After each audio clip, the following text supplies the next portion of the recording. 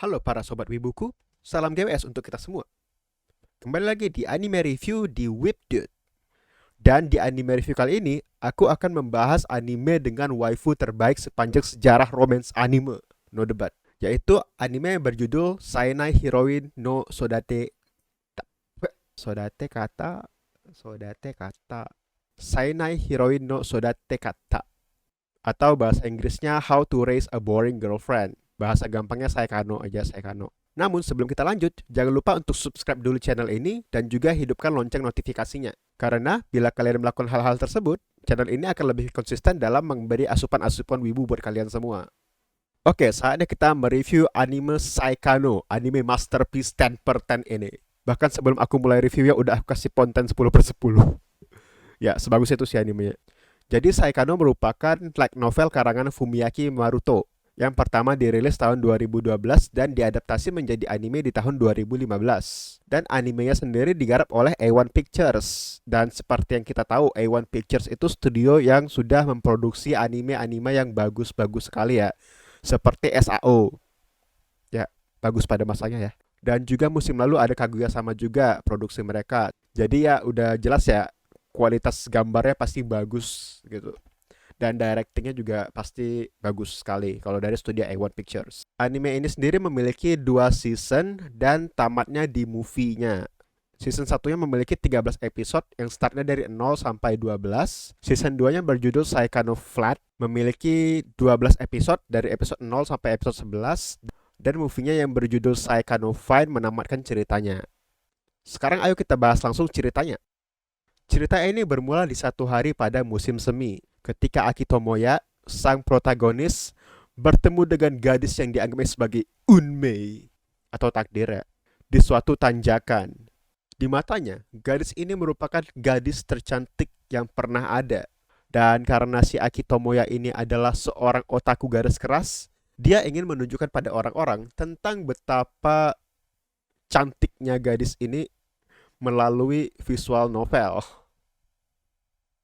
Ya benar, ini adalah cerita gejolak otaku yang ngelihat waifu baru. Sama seperti kalian para wibu yang pengen jadi penjahit ketika melihat kita gawasan, atau ingin jadi mata-mata karena melihat Yorsan. GWS buat kalian semua. Jadi, dia meminta bantuan dari dua cewek kenalannya. Di dunia perotakuan, kedua cewek ini dikenal sebagai ilustrator dan juga penulis handal. Yang kebetulan juga satu sekolah dengan si Aki Tomoya. Ya, sebuah kebetulan yang hanya terjadi dalam dunia anime. Kenapa hidup tidak seindah anime ya? Si ilustrator itu bernama Eriri dan si penulis itu bernama Utaha. Ketika dimintai tolong oleh Aki Tomoya, Eriri yang meskipun merupakan teman masa kecil Tomoya, dia tidak mau gitu karena dia kan nih ceritanya sundere-sundere gitu kan, tipikal-tipikal sundere gitu kan. Namun Utaha si penulis dan juga senpainya ingin membantu Tomoya gitu.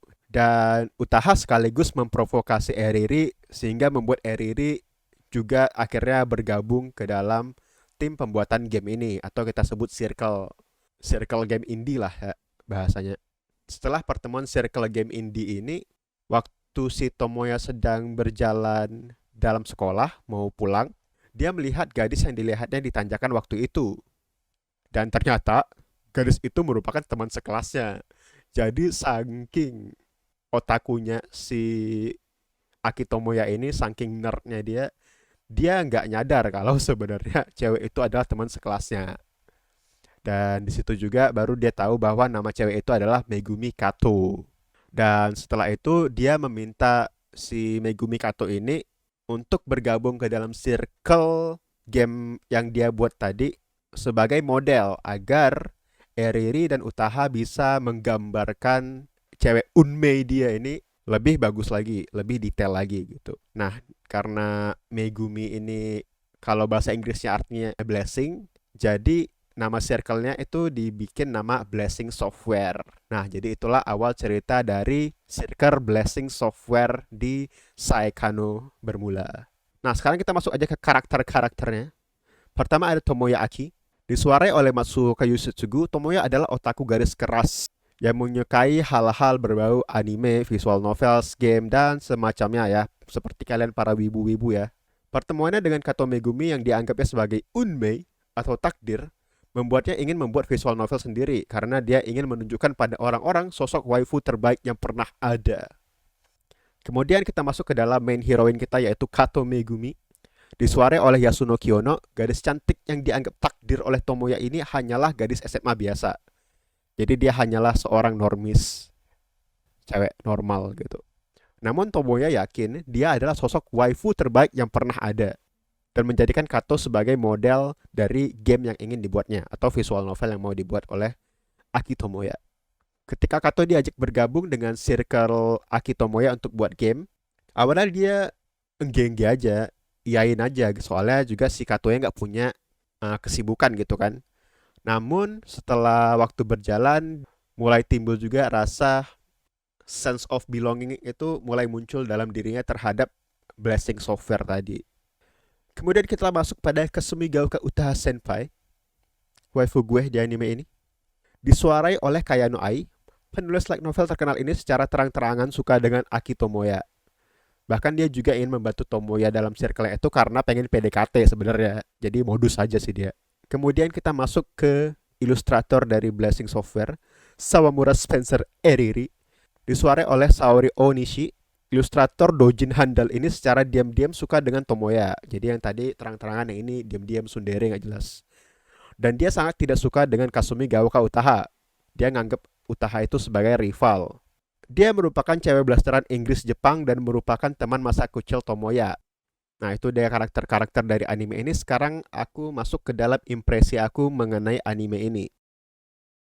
Jadi kalau dilihat sekilas, anime ini benar-benar terlihat seperti anime romcom biasa, anime romcom harem biasa pada umumnya.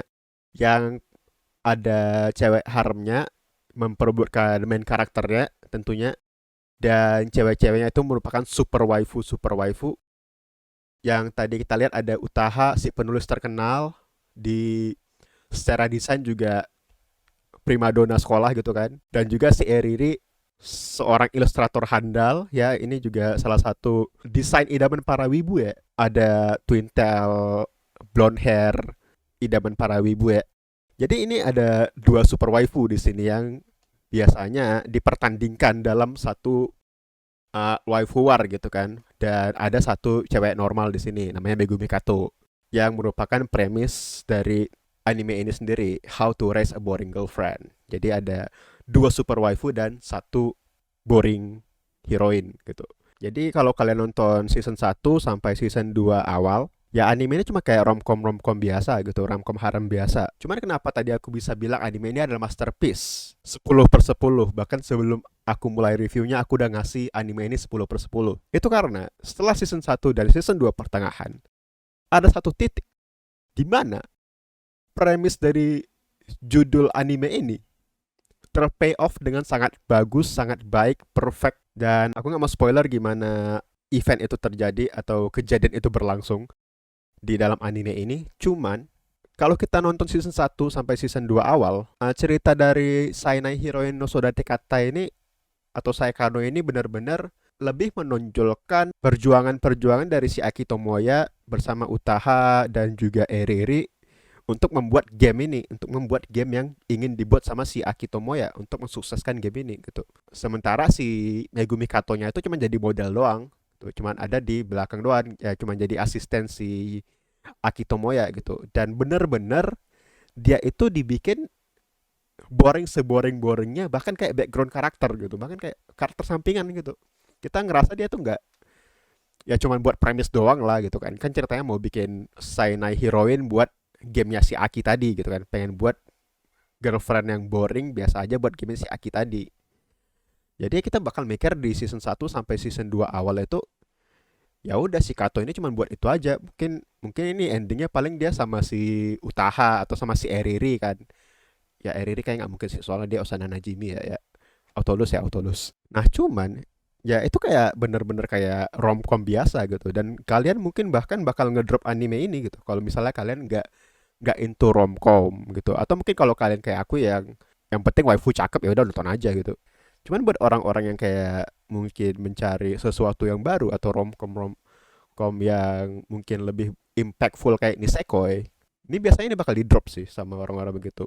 Cuman waktu masuk ke season 2 pertengahan itu ada scene event di mana semua keboringan-keboringan si Megumi Kato di awal-awal tadi itu rupanya ada gunanya gitu. Itu rupanya ada maknanya dan waktu masuk ke dalam scene itu semua keboringan yang tadinya kita biasa rasa boring biasa aja itu semua ke pay off dan langsung ningkatin rating anime ini jadi tinggi banget dan juga posisi Kato itu langsung ke peringkat satu dari eh, waifu-waifu yang ada di anime ini.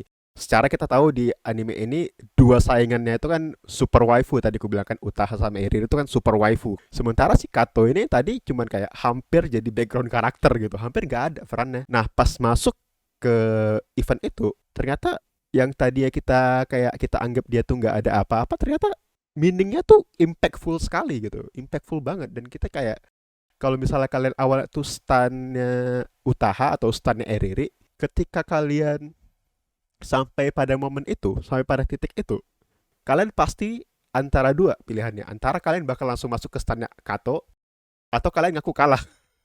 Atau kalian ngaku kalian tuh kalah. Kalian akan langsung mengakui Megumi Kato supremasi gitu.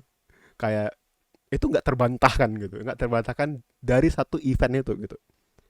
Jadi semua keboringan-keboringan di awal itu adalah satu setup ke titik satu titik itu gitu. Dan ini kayak keren. Ini satu hal yang keren menurut aku. Itu sangat riskan sih kalau dalam dalam segi penulisan, apalagi kalau lu nyari duit dari nulis ya.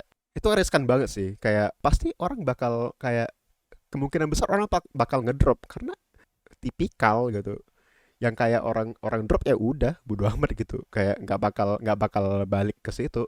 Namun payoff-nya itu ketika kalian sampai pada titik payoff-nya itu berasa puas banget nontonnya nggak tahu kenapa itu bener-bener kayak anime ini bagus sekali aku merasa bersyukur aku nonton anime ini sebagus itu ketika kalian masuk sampai pada titik ini pada titik season 2 pertengahan dan itu juga yang bikin aku berpikir kalau anime ini adalah satu masterpiece gitu yang layak mendapatkan 10/10 karena satu momen itu aja dan juga anime ini di movie-nya ditutup dengan bagus sesuai ekspektasi penonton, nggak aneh-aneh gitu. Jadi cukup solid, skornya cukup solid 10 per 10 gitu.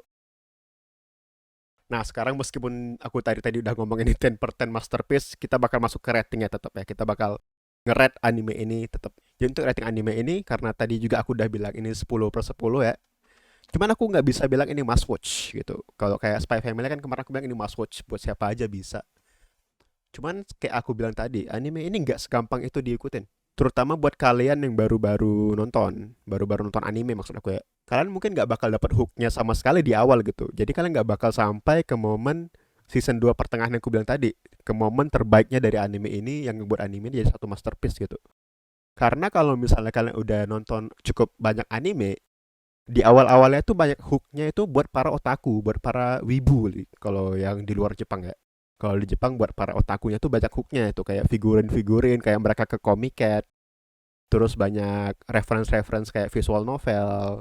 Jadi tuh kayak hooknya buat para otaku atau wibu-wibu ini tetap stay di anime ini gitu. Dan juga aku ngerasa kayak autornya ini kayak nantangin loh, kayak nantangin wibu-wibu, otaku-otaku tuh kayak, ini aku mau nunjukin ke kalian ini waifu yang bener tuh kayak gini, waifu yang bagus banget tuh kayak gini. Dan aku ngerasa dia berhasil ngenyampain itu tanpa tersurat gitu. Jadi secara tersirat aja para wibu-wibu dan otaku-otaku yang nonton ini waktu sampai di momen tadi, momen aku bilang tadi itu dia bakal ngaku ya, ini waifu terbaik sepanjang sejarah anime gitu. Itu kenapa makanya aku bilang kalau buat para wibu atau otaku yang udah cukup sering nonton anime, hooknya masih dapat, masih bisa tahan nonton nih kayak ada waifu cakep, ada figur-figur, ada reference-reference wibu dan otaku, jadi masih bisa tahan nontonnya sampai titik tadi. Cuman kalau buat para orang-orang yang baru nonton, baru baru nonton anime gitu, ini kayaknya bakal ke drop gitu. Jadi kenapa aku bilang ini masterpiece 10 per 10? Soalnya ini tuh kayak kalau kalian ke museum lukisan, ini ada lukisan-lukisan dipajang di museum itu dan gak semua orang bakal nangkep nilai seninya gitu. pasti orang yang bisa nangkep nilai seninya kok orang-orang yang udah ngerti gitu. Emang target audiensnya udah ada gitu. Seperti tadi ku bilang, dia kayak nantangin wibu gitu. Dia kayak nantangin otaku kalau ini loh waifu yang bener tuh gini loh gitu loh. Jadi kalau buat para orang awam aku nggak gitu saranin sih. Cuman tetap aja anime ini 10/10 masterpiece. Itu itu nggak bisa dipungkiri sih. Kalau misalnya kalian udah ngerti nilai seninya. Jadi kalau buat kalian yang baru-baru nonton anime, aku gimana ya? Tetap bagus buat ditonton. Kalau kalian suka romcom mungkin bisa lah ya, bisa deh kalian coba nontonin. Cuman ya aku bilang tadi, early-nya agak boring, jadi kalau bisa tahan nonton sampai season 2-nya lah. Ya pokoknya ini intinya ini salah satu masterpiece di dunia anime, terutama romance gitu. Jadi untuk must watch atau tidak, buat kalian yang wibu yang udah tahu banyak soal peranimean dan dunia perotakuan, kalian ini must watch, ini wajib kalian tonton. Cuman buat kalian yang belum-belum baru-baru yang baru-baru nonton anime sih ya, it's a good show deh, it's a good show. Mungkin mungkin kalian boleh coba nonton gitu. Tapi mungkin kalian boleh nonton kalau misalnya kalian udah mulai wibu, kalian sudah mulai lebih lebih lebih berasa ya kekuatan wibunya tuh udah mulai wah, aku wibu gitu. Mungkin kalau udah gitu udah boleh deh gitu. Ya oke, aku rasa sekian dulu untuk anime review kali ini. Jangan lupa untuk subscribe channel ini, hidupkan lonceng notifikasinya agar kalian terus mendapatkan asupan-asupan wibu seperti ini. Dan juga like dan share video ini ke teman-teman kalian yang membutuhkan. Oke, sampai jumpa di video selanjutnya. Salam GWS untuk kita semua.